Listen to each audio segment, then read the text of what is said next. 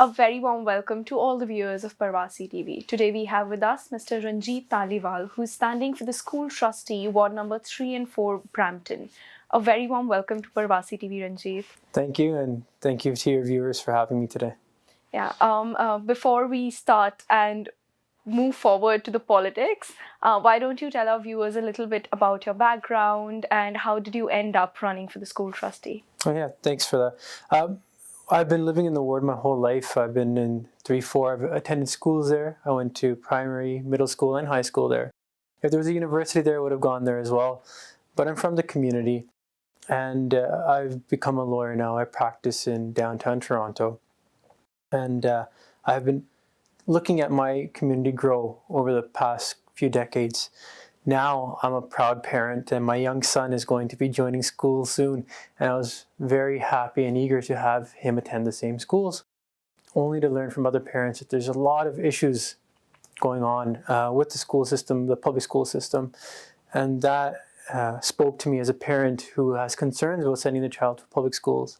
They shouldn't. No parent should. So as a lawyer now, with my lawyer hat on, I've been looking at these issues and how to tackle them best, and that's what spurred me to run for school trustee. So, like as you mentioned that you've had a chance to attend the school in the same area. So, if I ask as a student, what were the difficulties or the challenges that you faced in the schools of the Peel region? Great question. When I was younger, we had a lot of extracurricular activities available to us. There was an issue of large class sizes, but there was always a solution worked out. Those are small issues that I recognized when I was a child, and you presume that issues that happened 20 plus years ago are long resolved. Unfortunately, they're still there. Classroom sizes are full, and the only solution that the board or the community has is to just add extensions or add portables. It's a stopgap solution. So that's one of the issues that I'm really focused on resolving. Talking about the issues, if I ask, what are the 3 key issues that you would be putting forth if elected? Well, one of the major ones is lack of engagement with the community. I'm going door to door, and the first question I'm getting is, what is a school trustee? Our community in our ward doesn't know what a school trustee does and how they can help them. A school trustee is your point of contact when there are issues with the school, as far as, overcrowding, discipline issues, and numerous others. So there's a total lack of community engagement that just is not right. So that's one of the key issues that I want to focus on. Overcrowding is obviously one of them. And the other is just having communication with parents. They don't know what's going on as sometimes strikes are coming up. What does that mean for them and their child? The education system has changed. Now there's delivery online. There's some classes done online, and parents need to be involved with that. They don't know what that means for their child. Is this a good thing or bad thing? Just the lack of information is really deafening. And really, another key issue is the city is building up. And I love development. Development is progress, but it has to be in step with the schools. You can't have 10 towers built up and have that same one school serving all of them and a neighborhood. So it really needs to be in step with the development of the city. All right. So you're standing or you're running for the school trustee of Brampton, one of the wards of Brampton. Now, we know that Brampton is an area which has more than half of the immigrant population at this moment. So are there any specific plans that you have for the students that are going to be of different nationalities and different backgrounds? Of course. So, as I mentioned earlier, I'm by profession a lawyer. So I have a professional aptitude of understanding issues and distilling them to my clients, who are often of immigrant communities. I'll take our own Southeast Asian community. There's complicated legal concepts that I have a habit and knowledge of distilling in a way that they can understand and relate to.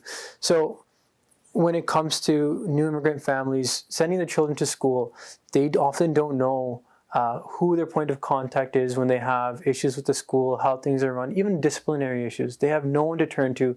They'll go to an MP or a counselor, and that's simply outside of their scope. So having me as someone who can speak the language, English, Punjabi, Hindi, anything, I can communicate in a way to them that they are comfortable and can understand what's going on, and really engage with them in a way that's not been done before. Like, so, being a parent yourself, have you had a chance to talk to other parents and what their concerns are in any of your door knockings yet? That's exactly, when I never considered a career in politics. I was always happy in private practice.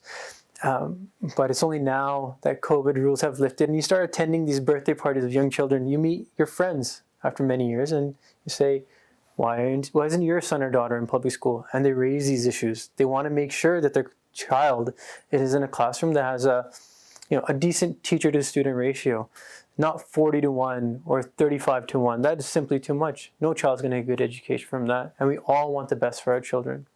So it is from my door knocking and speaking to other parents who are just starting to send their children to school that I've learned of all these new issues and pressing issues. Some unfortunately have stayed the same since 20 plus years and some new ones now. Yeah, and there's also, I would say, a lot of issues regarding the teachers that are growing in the Ontario schools right now. For example, you can take the dress code issue that has been going on, and the other one where a teacher is accused of harassing one of the students. So, what is your take on incidents as such that are happening? So, one would hope that there are policies and procedures in place that can guide the school board on how to act in these new areas. Be it a teacher with breaking policy of how they're supposed to dress. As long as the policies and procedures are in place to protect children, making sure that they go to school and get their education, outside factors don't become a distraction, that's what really matters. So if there's a lapse or a gap in policy that needs to be addressed, I, of course, will champion it. We're speaking about brand new issues that probably have never been dealt before. So as someone who understands law and how they're made, I understand what type of lobbying and advocacy needs to be done to make sure that if there's a new policy to be made, it's made with consultation of parents in the community. Right.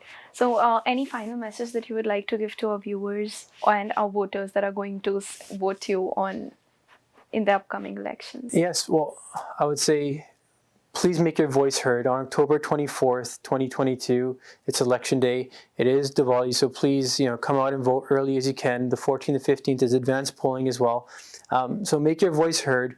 Make a new, fresh voice come in and actually give you a platform to speak at the board because it's been starkly missing for many, many years.